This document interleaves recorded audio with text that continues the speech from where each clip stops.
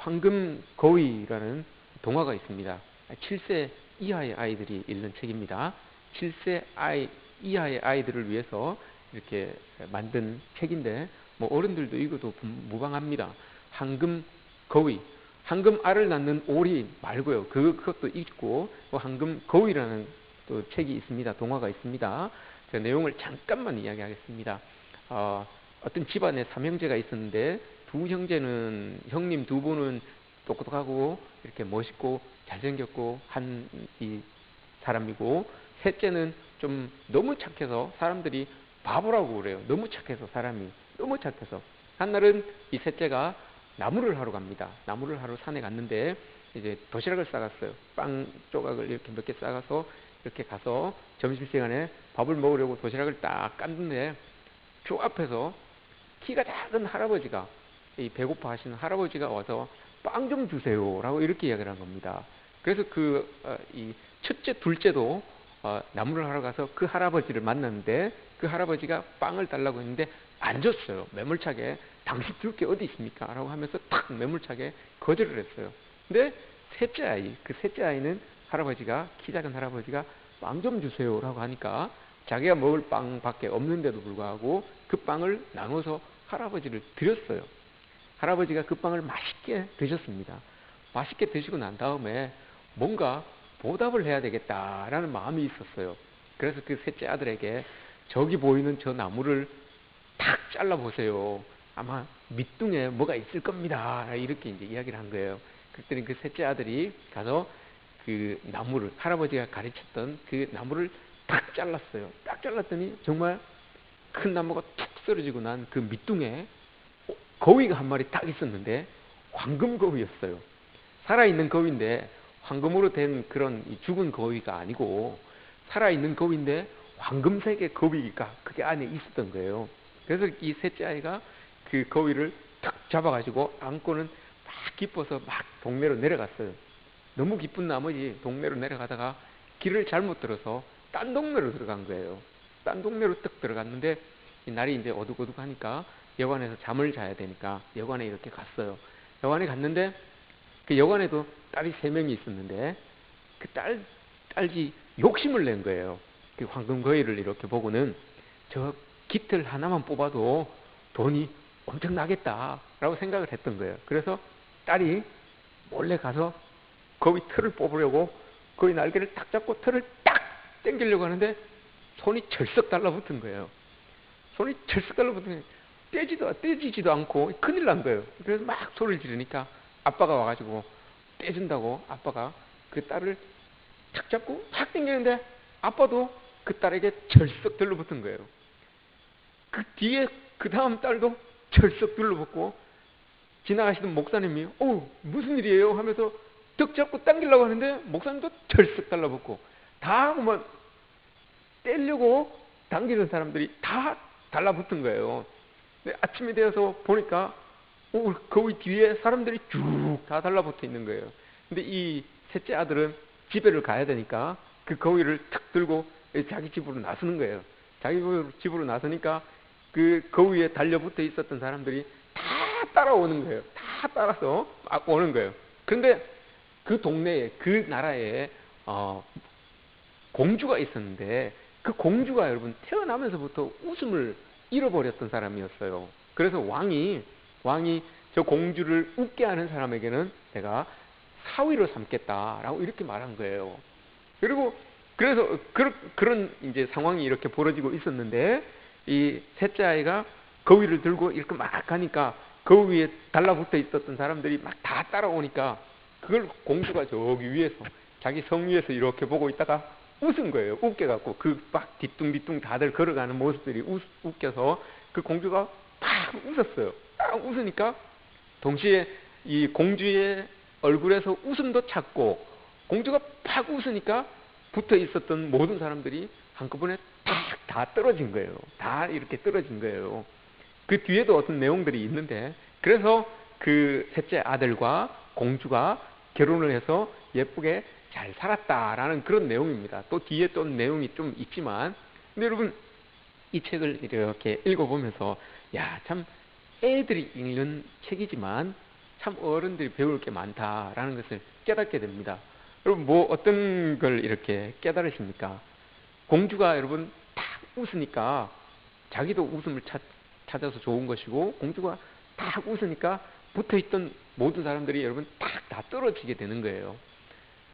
우리 인생에 여러분 활짝 웃음으로 인해서 꼬여있던 문제들, 막혀있던 일들, 이 걸려져 있던 많은 문제들이 여러분 이 웃음으로 말미암아서 딱 풀려지는 그런 참 일들이 있었으면 좋겠다라는 그런 생각을 한번 해봅니다. 우리가 활짝 웃음으로 말미암아서 우리에게 이렇게 걸려져 있었던 모든 문제들이 우리가 참 이 해결하지 못했던 그런 이렇게 붙어서 있었던 그런 문제들이 우리가 활짝 웃음으로 말미암아서 참 탁 풀려지면 얼마나 좋을까라고 하는 그런 생각을 이 어린 아이들이 읽는 책을 이렇게 보면서 한번 생각을 해봅니다. 오늘 우리가 읽은 이 본문 말씀은 어찌 보면 웃음을 잃어버린 노부부에게 웃음을 찾아주는 그런 이 하나님의 모습이라고 우리가 볼 수가 있습니다. 오늘 본문 말씀을 보시면 아브라함과 사라는 자기들의 방법을 통해서 아들을 이렇게 얻었습니다. 하나님께서 아들을 주시겠다라고 했던 그 방법 말고 그 방법은 자기들이 못 믿어서 뒤로 하고 자기들이 취할 수 있는 방법을 가지고 아들을 얻게 되었습니다. 그런데 그 아들을 얻었는데 그 얻음으로 말미암아서 기쁨이 온 것이 아니고 그들의 삶 가운데 웃음 지을 수 있는 일들이 온 것이 아니고 그 아들로 인하여서 더 힘든 상황들이 발생하게 된 겁니다. 그 아들로 인하여서 사라에게는 더 많은 아픔이 주어지게 된 거죠. 이전까지만 해도 아이를 낳을 수 없었던 그 책임이 아브라함에게도 어느 정도가 있었는데 이제 아브라함이 여종을 통해서 아들을 낳았다 보니까 그 아들을 낳지 못했던 책임이 고스란히 이제 이 사라에게 다 넘겨지게 된 겁니다. 그렇게 사라에게 이 분노라는 것이, 아픔이라는 것이, 원망이라는 것이 여러분 조용히 이렇게 쌓이고 있었던 겁니다. 그렇게 아브라함도 이제 사라를 통해서 아이를 얻을 수 있는 그 희망이 없다. 그런 희망도 없는 삶을 계속 살고 있는 상황이고, 사라도 그런 조용하게 쌓이는 그 분노와 원망을 안고 그냥 그렇게 시간을 보내고 있었던 거예요. 그 시간이 무려 여러분 13년입니다. 13년이란 시간이 이렇게 지나고 만 겁니다. 그때 오늘 본문이 이제 일어나고 있는 거예요. 오늘 우리가 읽은 본문 13년이 지나고 난 다음에 그날 하나님께서 이들을 찾아오셨어요. 이들을 찾아오셔서 아브라함에게 찾아오셔서 하나님께서 다짜고짜 하신다는 말씀이 1절 말씀에서 이렇게 이야기를 합니다. 너는 내 앞에서 행하여 완전하라 라고 이렇게 말씀을 하세요. 이게 여러분 어떤 의미를 가지고 있겠습니까? 이렇게 세월이 흐르고 있었지만 지금도 여전히 아브라함은 하나님의 약속보다는, 하나님의 언약보다는 자기의 방법대로, 자기의 뜻대로, 생각대로 그렇게 이렇게 살아오고 있다라는 것을 오늘 1절 말씀에서 보여주고 있는 겁니다. 너는 내 앞에서 똑바로 행해라, 너 똑바로 살아라 라고 이렇게 이야기를 하는 거죠. 근데 이 뜻이 여러분 저 뒤쪽에서 2절에서 반복이 돼요. 다른 단어로 반복이 되는데 1절에서 너는 내 앞에서 행하여 완전하라, 이 말이 여러분 2절에서 반복이 되는데 어떻게 반복이 되는가 하면 내가 내 언약을 나와 너 사이에 두어, 요 말과 똑같은 말이에요. 너와 나 사이에 언약을 두고 행해라, 이 말씀이 너는 똑바로 행해라 라는 이 말씀과 딱 같은 말이에요. 같은 단어가 반복이 되고 있는 거예요. 그러니까 이 아브라함은 자기의 방법대로 아들을 낳고 난 다음부터 여러분 하나님과 자기 사이에 하나님의 언약이 없이, 다른 그냥 하나님의 언약 없이 하나님과 자기 사이에 다른 것들을 많이 채우고 그렇게 살았던 거죠.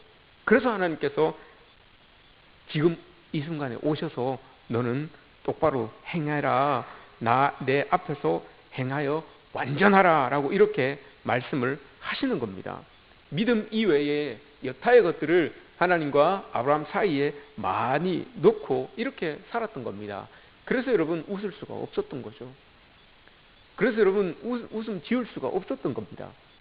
이 상황 속에 하나님께서 찾아와 주셔서 이제 하나님은 다시 교정의 시간을 가지시려고 하는 거예요. 다시 아브라함에게서 사라에게서 웃음을 찾아주시려고 하는 그런 하나님의 개입하심이 이제 일어나게 되는 겁니다.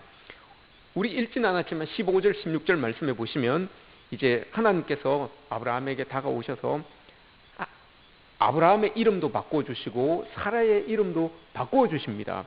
그리고는 사라에게서 많은 민족의 왕을 이룰 수 있는 여러 왕이 날 것이다 라고 이렇게 이야기를 합니다.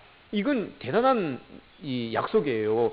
지금까지 자기들의 방법대로 살아왔기 때문에 자기들의 방법대로 살아서 아이를 낳은 이 아브라함에게 사례를 통하여서 하나님이 하나님의 방법을 실현하겠다라고 하는 그 약속이에요. 이게 자기들은 다 이제 이 절망 가운데서 모든 걸 다 포기하고 지금 살아가고 있는데 그 상황에서 하나님이 찾아오셔서 사례를 통해서 내가 열국의 왕들을 내가 세우겠다. 그를 통하여서 나오는 자녀를 통해서 왕들을 세우겠다라고 이렇게 이야기를 하고 있는 것은 이제 하나님의 방법대로 사례를 사용하겠다라고 하는 그런 약속이죠. 이건 큰 약속이에요.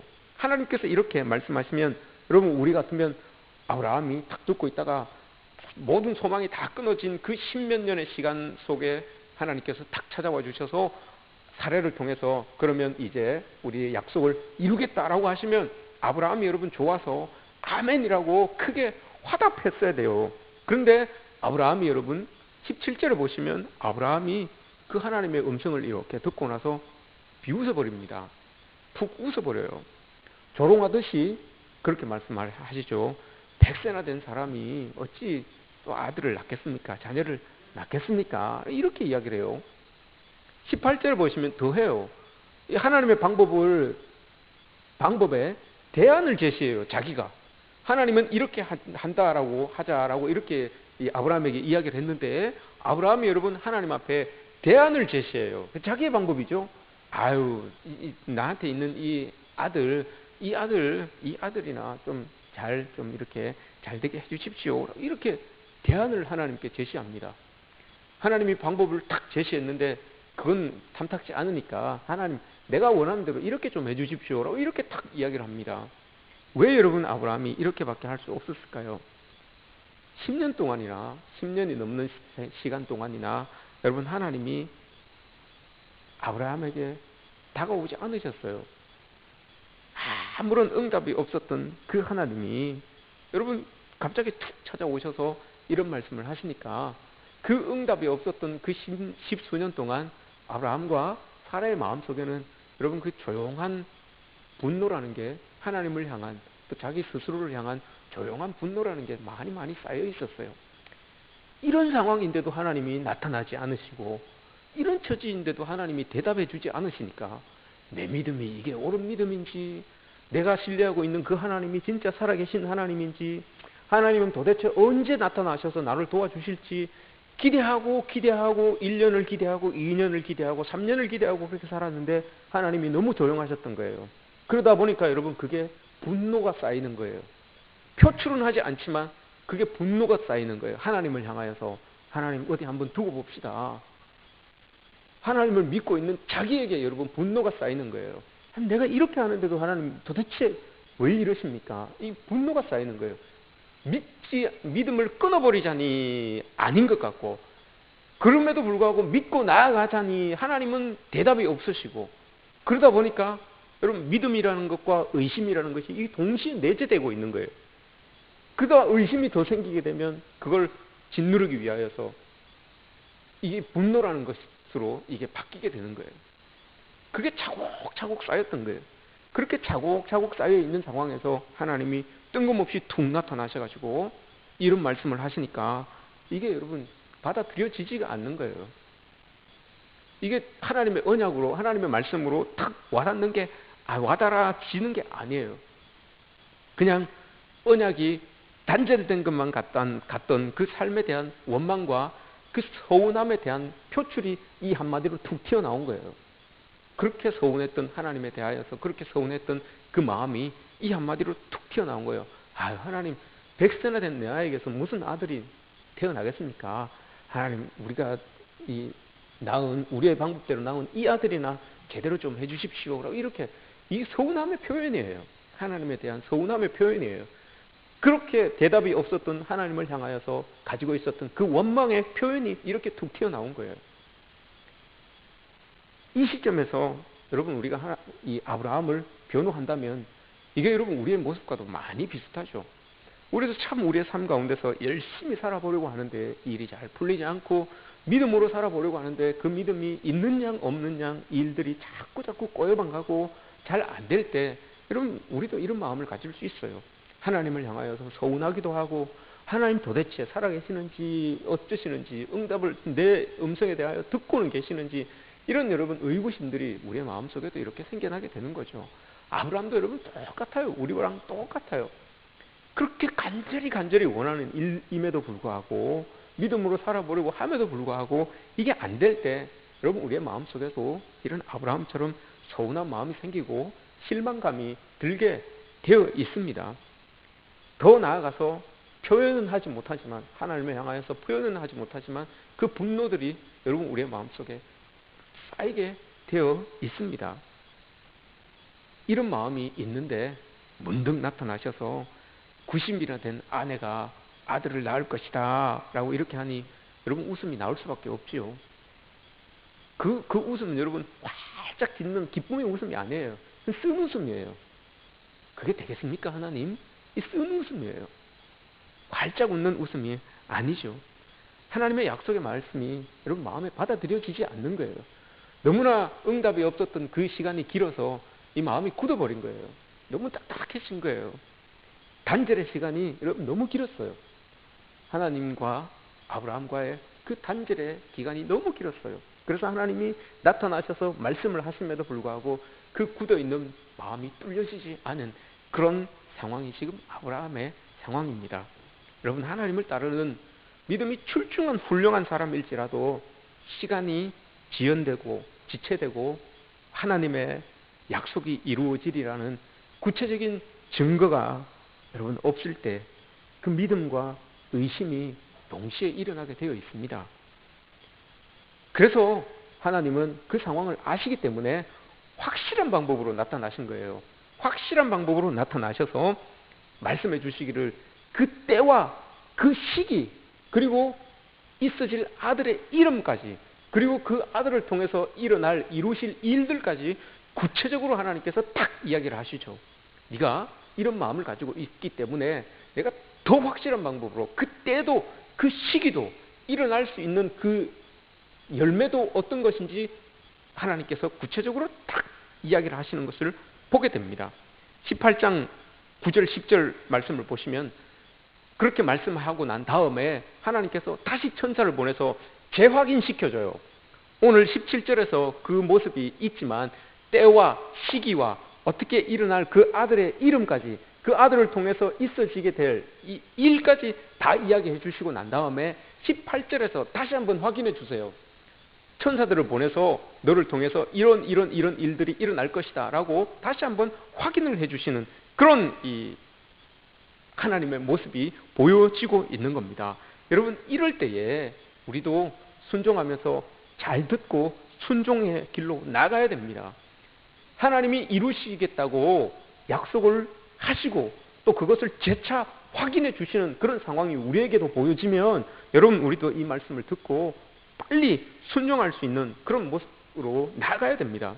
계속해서 달라지는 환경 속에서도 여러분, 오랜 시간 흔들림 없이 하나님의 약속을 신뢰하는 일도 믿음을 표현하는 한 가지 방법이에요.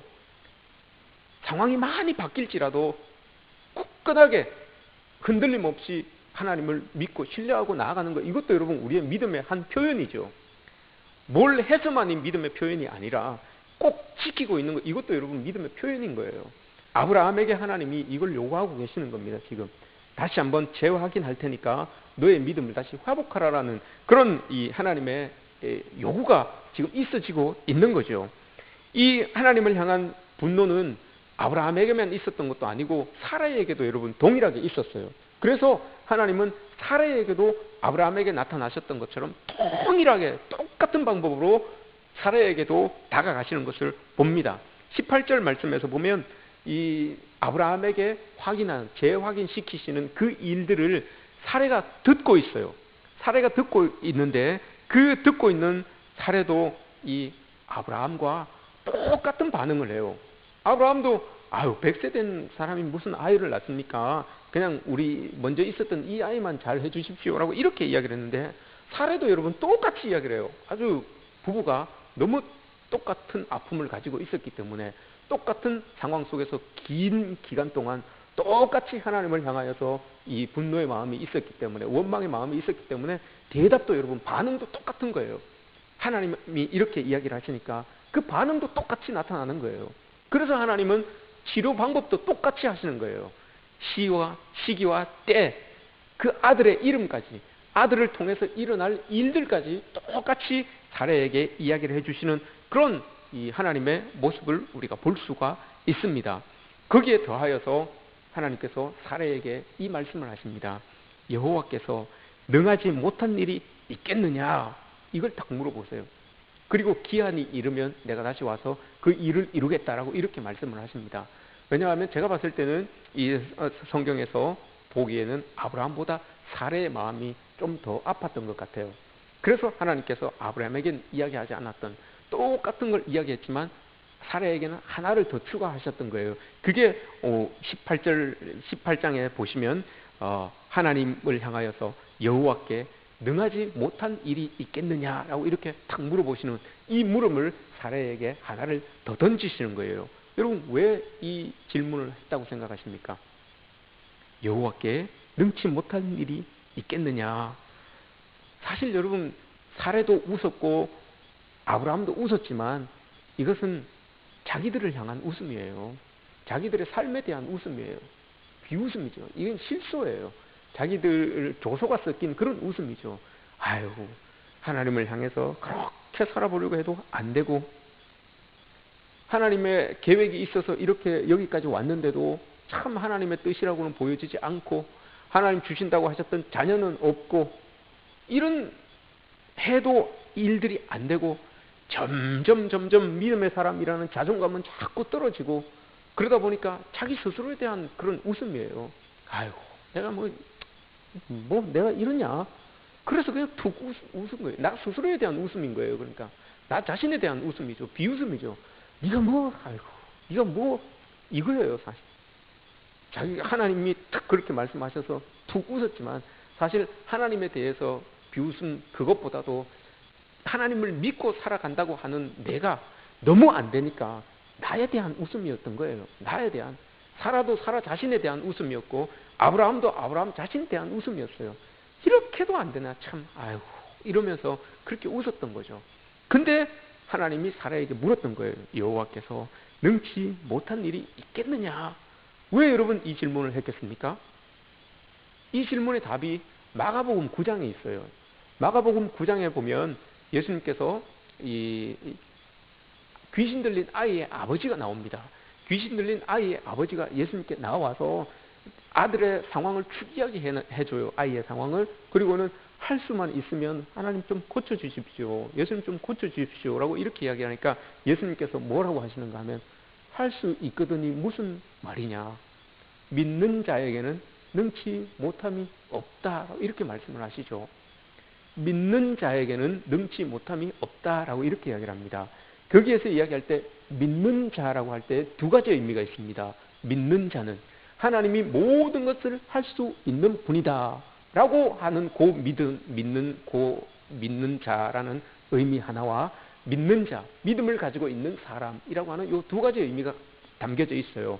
근데 예수님께서 믿는 자에게는 능치 못할 일이 없다라고 하셨을 때 그 믿는 자는 하나님이 능력을 가지고 있음으로 말미암아서 다 할 수 있다라고 하는 그것을 믿는 사람이라는 의미에서 믿는 자라고 이렇게 이야기를 한 겁니다. 지금 오늘 하나님께서 사라에게 여호와께서 능하지 못한 일이 있겠느냐라고 하실 때에 이렇게 탁 물어보신 이유는 답을 기다리시는 거예요. 어떤 답을 기다리고 계시는 겁니까, 여러분? 아, 하나님은 모든 것을 다 할 수 있으신 분이군요. 그 하나님을 내가 믿습니다라고 하는 그 대답을 하나님은 기다리시면서 이 질문을 던진 거예요. 이 질문에 대하여서 사례가 여러분 답을 해야 되는 거예요. 아, 맞습니다. 하나님이 모든 것을 하실 수 있는 분이라는 것을 내가 잊고 있었습니다. 다시금 내가 하나님이 모든 것을 하실 수 있는 분이라는 것을 내가 다시 믿습니다. 그러니 하나님 뜻대로, 하나님 원하시는 대로, 그 능력대로 행해 주십시오. 이 대답을 하나님께서는 기다리고 있는 겁니다. 그래서 이 질문이 딱 주어지고 난 다음에 이제는 자조 섞인, 자기 스스로를 향하여서 자조 섞인 그런 웃음이 아니라 능치 못할 일이 없으신 그 하나님으로 인하여서 온전히 웃을 수 있는 사례가 되었으면 좋겠다라는 그런 마음이 하나님께 담겨져 있었던 거예요. 그래서 이 질문을 던진 겁니다. 그래서 여러분 그 뒤에 아들의 이름이 뭡니까? 웃음이에요. 웃음. 왜 하필 여러분 웃음이라는 이름을, 이삭이라고 하는 이 이름이 아브라함이 지은 게 아니에요. 하나님이 지은 이름이에요. 하나님이 아브라함과 사례 사이에 나는 아이의 이름을 이삭, 웃음이다라고 이렇게 지어준 거예요. 왜 하필 웃음이라고 지어줬을까요, 여러분? 능력, 힘, 이런 것도 많을 텐데 왜 하필 웃음이라는 이름을 지어줬을까요? 그들의 삶 가운데 웃음이 없었던 거예요. 하나님으로 인하여서 웃음 지을 수 있었던 일들이 없었기 때문에 하나님은 이제는 자기 스스로를 향하여서 조소의 웃음이 아니라 너희들을 정말 웃을 수 있는 기쁨의 웃음을 지을 수 있는 그런 일들을 내가 이루겠다라는 그런 의미에서 여러분 웃음이라고 하는 이름을 가진 아들을 준 것 아닙니까? 그 약속을 이루신 것 아니겠습니까? 하나님께서 원하시는 게 바로 이거였어요, 여러분. 아, 하나님이 능치 못할 일이 없구나라는 것을 사례를 통하여서 고백하게끔, 그 고백이 있어야지만 하나님이 이제 사례의 삶에, 아브라함의 삶에 개입하신다는 거예요. 그 믿음의 고백이 있어야지만 그것에 하나님이 개입하시지. 여러분, 하나님이 능력이 있다고 해서 하나님 마음대로 막 하시지 않아요. 하나님이 능력이 있으시다고 해서 하나님의 모든 능력을 가지고 있지만 그 모든 능력을 가지고 있는 그 하나님이 내 입으로 고백되지 않으면 내 삶에 여러분 하나님은 개입하지 않으세요. 내가 그걸 하나님께서 개입하실 수 있도록 내가 고백을 해야지만 하나님이 개입을 하시는 것이지, 하나님 능하신 그런 능치 못할 일이 없으신 분입니다 라고 이렇게 알고는 있는데 내가 그걸 여러분 고백하지 않으면 내 삶에 하나님은 개입하지 않으세요. 능력이 있는 하나님으로 개입하지 않으시는 거예요. 아브라함과 사라가 여러분 하나님의 능력이 있는 분이라는 것을 알아요. 알고 있는데 고백이 없었기 때문에 그 능력 많으신 하나님이 아브라함과 사라의 삶에 개입하지 않으셨던 거예요. 이제 하나님은 개입하고 싶으셔서 사라의 입술을 통하여서 여호와께서 능치 못할 일이 있겠느냐라고 이렇게 물어보신 이유가 그걸 고백해라. 하나님이 능치 못할 일이 없으시군요. 그걸 내가 믿습니다라고 하는 그 고백이 주어져야지만 그때부터 여러분 하나님이 그 삶에 개입하시기 시작하시는 겁니다. 그렇게 돼야지만 웃음을 찾을 수 있는 그런 상황들이 주어지게 되는 거죠. 절망을 하나님께서는 보셨어요. 그들이 툭 웃었지만 그 웃음이 이게 기쁨의 웃음이 아니구나. 절망 속에서 짓는 웃음이구나. 기쁨은 없는 자기들 스스로의 그 슬픔을 이야기하고 있는 그 웃음이구나라는 것을 하나님은 보셨던 거예요.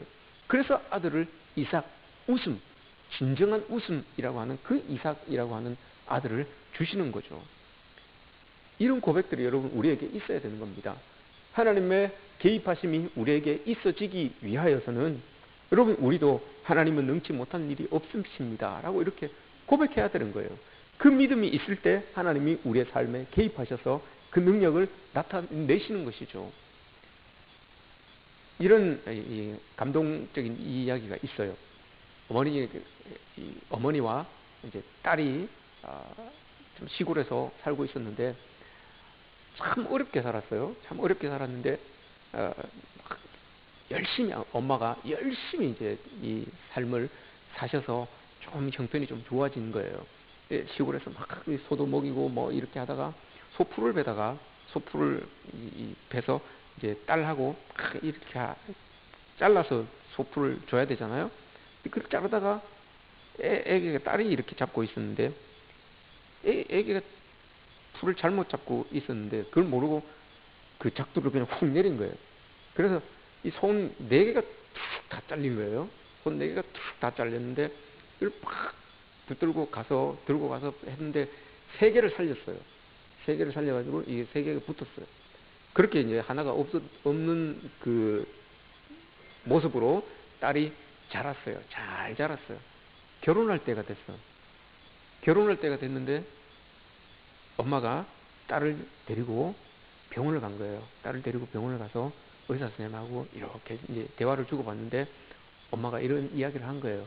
우리가 참 어렵게 살았는데 그렇게 하다가 딸의 손가락 네 개를 절단됐었는데 세 개는 잘 접합이 됐는데 하나를 잃었다. 하나를 잘못해서 잃었다. 근데 우리 딸이 이제 결혼을 하는데 결혼 반지를 끼워야 되는데 우리 그 신랑 될 애는 괜찮다고 하는데 도저히 내 마음이 허락이 안 된다. 그래서 선생님 한번 보시고 이 내 손가락이 엄마 손가락이 여러분 얼마나 많이 굳고 터지고 형편이 없었겠습니까? 그 세월에 그 어려운 일들을 하면서 손이 얼마나 굳고 여러분 막 엉망이었겠습니까? 그럼에도 불구하고 엄마가 그렇게 이야기를 합니다. 선생님 이 손가락이라도 잘라가지고 우리 딸에게 붙여줄 수 있으면 꼭 수술을 좀 해주십시오. 이렇게 이야기를 해요. 이게 여러분 엄마 마음이에요. 할 수만 있다면 네, 참 이 어그러진 손가락이지만 이거라도 잘라가지고 할 수만 있다면 우리 딸한테 붙여서 그 딸의 손가락에 반지를 끼울 수 있다면 이것도 하고 싶다는 거예요. 이게 엄마 마음 아니겠습니까? 이게 자기 자식을 향한 그 엄마의 마음이에요. 하나님의 마음이 여러분 이런 거예요. 아브라함을 향하여서 지금 품고 있는 하나님의 마음이 이런 거예요. 10수년 동안 그렇게 쌓여왔던 그 분노, 하나님을 향한 그 아픔의 마음들, 이걸 여러분 하나님은 깨뜨리기 위하여서 아브라함에게 다가오시는 거예요. 한 걸음 한 걸음 다가오시는 거예요. 그 방법으로 우리에게도 다가오시죠. 우리를 사랑하는 그 방법으로 여러분 하나님이 그렇게 한 걸음 한 걸음 우리에게 다가오시는 거예요. 손가락을 잘라서라도 딸에게 주고 싶은 그 어미의 심정이 여러분 하나님의 심정과 똑같은 거예요. 예수 그리스도를 죽이시기까지 우리를 사랑하시는 그 하나님의 마음과 뭐가 다를 수 있겠습니까, 여러분? 동일한 거예요. 하나님이 예수님을 죽이시기까지 우리를 사랑하시는 그 마음이 여러분 이 아브라함을 향하여서 다가오시는 그 하나님의 마음과 동일한 거예요. 그렇게 아브라함을 향하여서 다 온 겁니다. 믿음은 여러분 증거가 없을지라도 이 소망을 하지만 때로는 믿음이라고 하는 것이 도무지 가망이 없어 보이는 환경 속에서 위축되기도 합니다. 그 사랑을 가지고 있는 하나님에 대한 그 믿음이 끊어지지 않을 것 같은데 변하지 않는 그 상황 때문에 변하지 않는 그 우리의 삶의 모습 때문에 여러분 그 믿음이라고 하는 것이 위축될 때도 있어요. 사실 계속 여러분 큰 믿음을 가지고 어떤 상황 속에서도 큰 믿음을 가지고 살아가면 얼마나 좋겠습니까? 근데 여러분 그렇지 않아요. 이 믿음이라고 하는 것이 위축될 때가 있어요. 하나님이 응답이 없는 것 같을 때, 일들이 잘 되지 않을 것 같을 때, 상황이 어려워지는 것 같을 때 여러분 내가 믿고 있었던 그 하나님에 대한 믿음이 쪼그라들 때가 있습니다. 이게 여러분 우리의 모습이에요. 하지만 여러분 그렇게 불가능한 모습들이 이렇게 상황들이 우리에게 보여질 때 믿음이라고 하는 것이 쪼그라들 뿐만 아니라 이 믿음이 여러분 의심으로 바뀔 때도 있어요. 사실 의심으로 바뀔 때도 있습니다.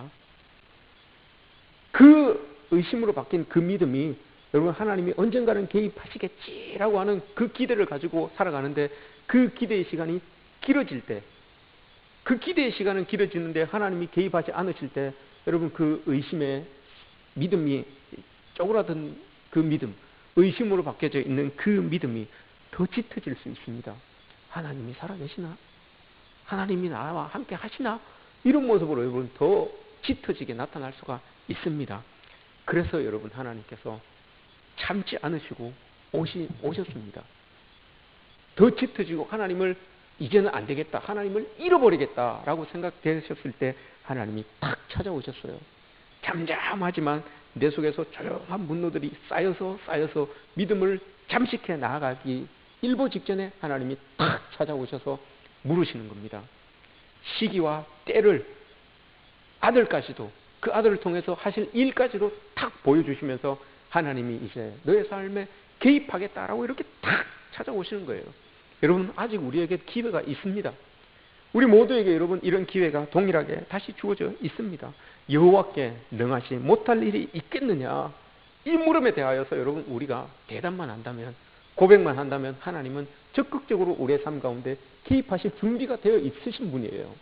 그래서 사례에게 여러분 이 물음을 하신 이유가 바로 그겁니다. 여호와께서 능치 못할 일이 있겠느냐? 그 물음에 대하여 사례가 대답을 해야 되는 겁니다. 그래서 여러분 사례는 그 뒤의 모습을 보면 두려워 떱니다. 두려워 떨고는 이제 하나님께서 개입하실 것을 자기가 이렇게 수긍을 하는 그런 모습으로 뒤 모습들이 이렇게 쭉 나오게 되는 것을 보게 되죠.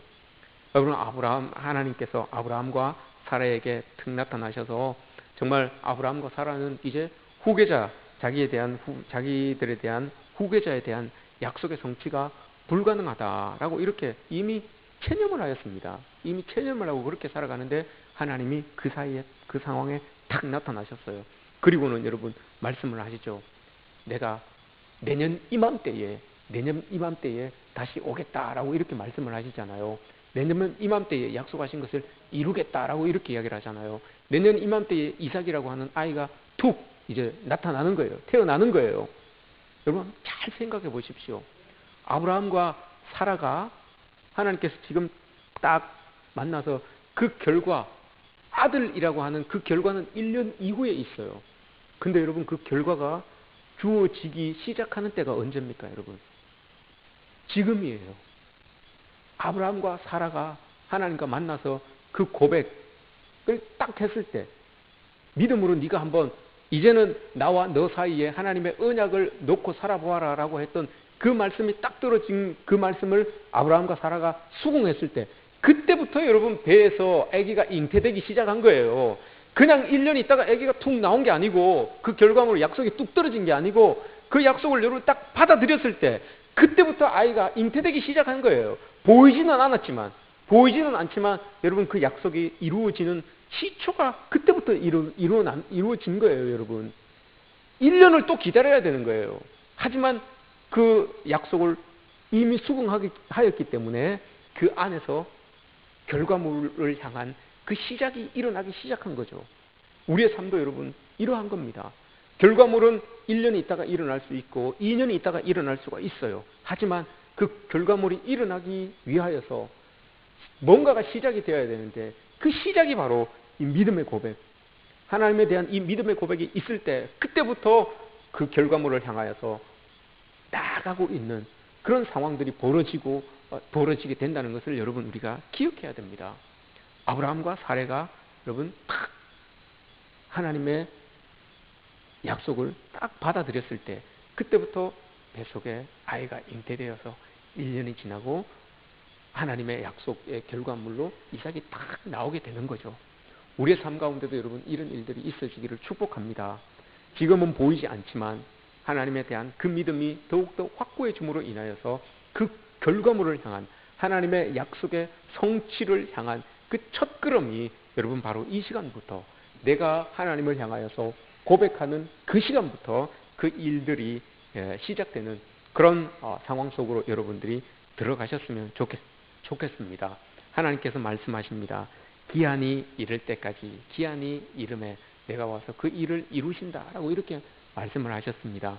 여러분 우리도 기한이 이를 때까지 여호와께 능치 못할 일이 없음을 믿음으로 고백하는 그런 저와 여러분들이 되시기를 주님의 이름으로 축복합니다.